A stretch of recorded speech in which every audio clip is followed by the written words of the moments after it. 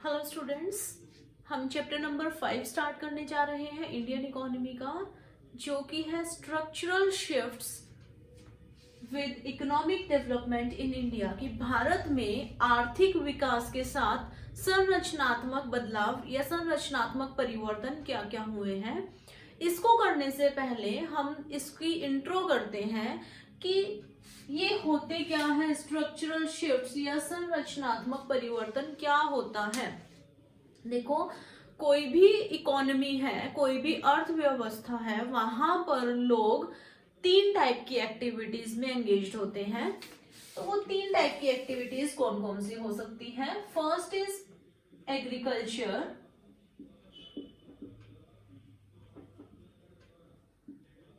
Second जो है वो हम बोल सकते हैं प्रोडक्शन या मैन्युफैक्चरिंग,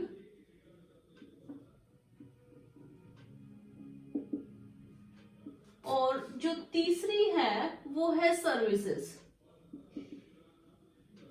कि कुछ लोग हैं वो जो कृषि क्षेत्र है उसमें अपना काम करते हैं, उन एक्टिविटीज में, उन क्रियाओं में लगे हुए हैं और अपना जीवन यापन कर रहे हैं। दूसरी आती है मैन्युफैक्चरिंग, जहां पर कोई चीज का निर्माण हो रहा है, कोई चीज की प्रोडक्शन हो रही है, वो आता है मैन्युफैक्चरिंग में। और थर्ड आता है सेवाएं, जो जैसे कि हम बैंकिंग सुविधा ले रहे हैं, इंश्योरेंस, ट्रांसपोर्टेशन, टेलीकम्युनिकेशन, जो संचार से रिलेटेड जो सुविधाएं हैं उनमें एंगेज है, एजुकेशन से रिलेटेड जो सुविधाएं हैं, मेडिकल फैसिलिटीज हम प्रोवाइड कर रहे हैं। तो जो हमारे इकोनॉमिक एक्टिविटीज हैं उनको हमने 3 सेक्टर्स में बांटा है। तीनों सेक्टर्स का क्या नाम है? देखो, फर्स्ट जो सेक्टर है वो आता है प्राइमरी, प्राथमिक क्षेत्र। क्लियर है? फर्स्ट जो है that is primary sector. Primary sector को हम प्राथमिक क्षेत्र भी बोलते हैं। प्राइमरी सेक्टर में वो सारी क्रियाएं होंगी जो हमारे नेचुरल रिसोर्सेज से रिलेटेड हैं, जो प्राकृतिक संसाधनों से रिलेटेड है। जैसे कि हम अगर एग्रीकल्चर एक्टिविटी में इन्वॉल्व है, हम क्या कर रहे हैं? खेती कर रहे हैं। कोई पर्सन है वो मछली पालन कर रहा है, कोई पर्सन है वो माइनिंग कर रहा है, वो खनन जो एक्टिविटीज हैं उनमें लगा हुआ है, कोई एनिमल हस्बेंड्री में अपना काम कर रहा है।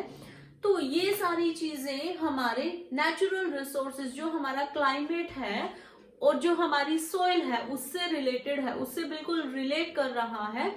तो जैसे कि किसी एरिया में जहां पर सॉइल फर्टाइल है, जहां पर उपजाऊ शक्ति अच्छी है सॉइल की, मिट्टी की, तो वहां पर वो लोग एग्रीकल्चरल एक्टिविटीज में इन्वॉल्व है, वहां पर वो लोग खेती बाड़ी कर रहे हैं। कुछ लोग पशुपालन कर रहे हैं, कुछ लोग फिशेस को पाल रहे हैं, कुछ लोग हम बोल सकते हैं कि माइनिंग एक्टिविटीज में इन्वॉल्व है। तो वो सारी क्रियाएं जो नेचुरल रिसोर्सेज से रिलेटेड है वो सारी आएगी हमारी प्राइमरी सेक्टर में, जिसको हम प्राथमिक क्षेत्र भी बोलते हैं।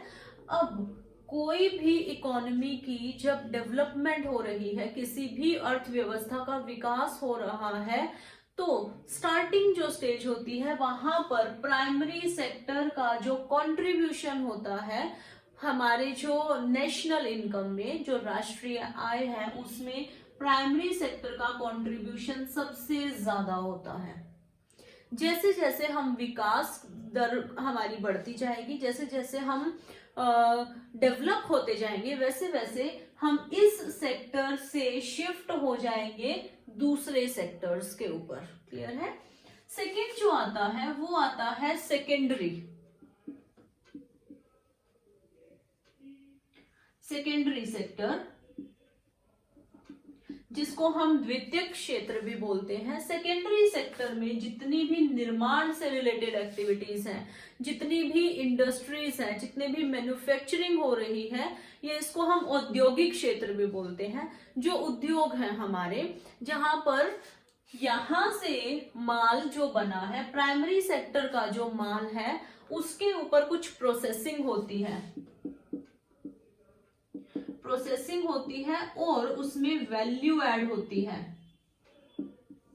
वैल्यू ऐड होने का क्या मतलब है? अब देखो प्राइमरी सेक्टर, हमने खेती बाड़ी हम कर रहे थे, यहां से हमें कपास मिल गई, यहां से हमें कॉटन मिल गई है, कॉटन को हमने थ्रेड में, धागों में कन्वर्ट किया और हमने क्या किया, उससे कपड़ा बनाया, प्रोसेसिंग की हमने उसके ऊपर कुछ, और उसकी वैल्यू में एडिशन हुआ है, उसकी जो यूजफुल वैल्यू है वो इंक्रीज हुई है अब, ठीक है। तो ये जो सारे काम है ये आते हैं सेकेंडरी सेक्टर में।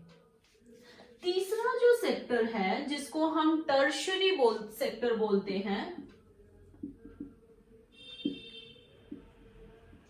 टर्शरी सेक्टर या इसको हम सेवा सर्विस सेक्टर भी बोलते हैं, ये वो सेक्टर है जो प्राइमरी सेक्टर और सेकेंडरी सेक्टर की जितनी भी एक्टिविटीज हो रही हैं, जितनी भी क्रियाएं हो रही हैं, वो सही ढंग से हो पाए, इसलिए ये अपनी सेवाएं प्रदान करता है। इसमें सारी की सारी हमारी सेवाएं आती हैं, जैसे कि banking, insurance, then telecommunication,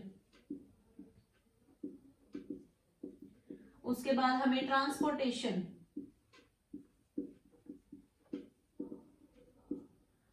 then storage, और भी बहुत सारी हमें सेवाएं लेनी पड़ती हैं इन दोनों एक्टिविटीज को परफॉर्म करने के लिए। देखो बैंकिंग सेक्टर क्या करता है, अब कोई भी उद्योग है उसको स्थापित करने के लिए हमें लोन चाहिए, तो वो कहाँ से मिलेगा, बैंकिंग सेक्टर से। यहां से इधर पेमेंट जानी है, सेकेंडरी सेक्टर ने प्राइमरी सेक्टर से माल खरीदा, कुछ उद्योग ने जो था फैक्ट्री में काम करने के लिए, हमने रॉ मटेरियल कच्चा माल खरीदा, कच्चा माल हमारे पास कहाँ से आया, प्राइमरी सेक्टर से। तो प्राइमरी सेक्टर को पेमेंट करने के लिए हमें बैंकिंग की जरूरत है।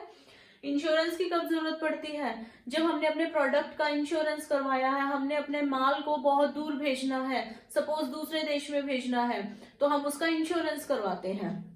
हम हमारे वर्कर्स का इंश्योरेंस करवाते हैं कि उनको काम करते हुए कुछ ना हो जाए, तो ये भी हमें सेवा प्रदान कर रहा है। माना कि ये जो हमारे सर्विसेज हैं, ये जो सेवाएं हैं, ये डायरेक्टली एंगेज्ड नहीं है, डायरेक्टली प्रोडक्शन में एंगेज्ड नहीं है, मगर ये प्रोडक्शन को और जो प्राइमरी एक्टिविटीज हैं, जो एग्रीकल्चरल एक्टिविटीज हैं, उनको होने में इनका बहुत बड़ा योगदान रहता है। इसी तरीके से टेलीकम्युनिकेशन, जो संचार सुविधाएं हैं, वो क्या है, वो हमें इंफॉर्मेशन प्रोवाइड करती है कि हाँ आज क्या रेट चल रहा है मार्केट में, कौन से प्रोडक्ट का कौन सा क्या प्राइस चल रहा है।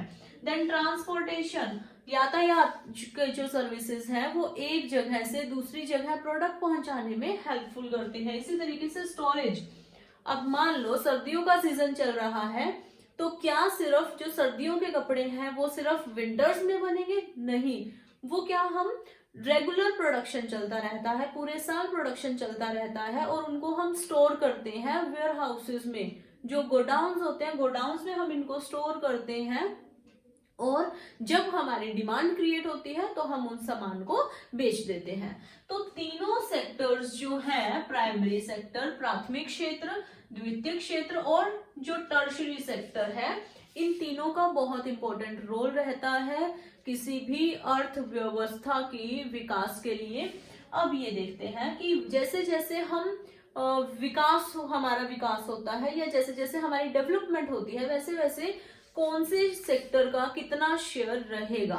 अब देखो स्टार्टिंग में प्राइमरी सेक्टर का सबसे ज्यादा कंट्रीब्यूशन रहता है हमारा नेशनल इनकम में, राष्ट्रीय आय जो है, इनकम में सबसे ज्यादा शेयर रहेगा प्राइमरी सेक्टर का। जैसे जैसे डेवलपमेंट होगी वैसे वैसे इसका जो परसेंटेज है, या इसका जो कंट्रीब्यूशन है, वो कम होता जाएगा, और सेकेंडरी और टर्शरी सेक्टर का कंट्रीब्यूशन बढ़ता जाएगा।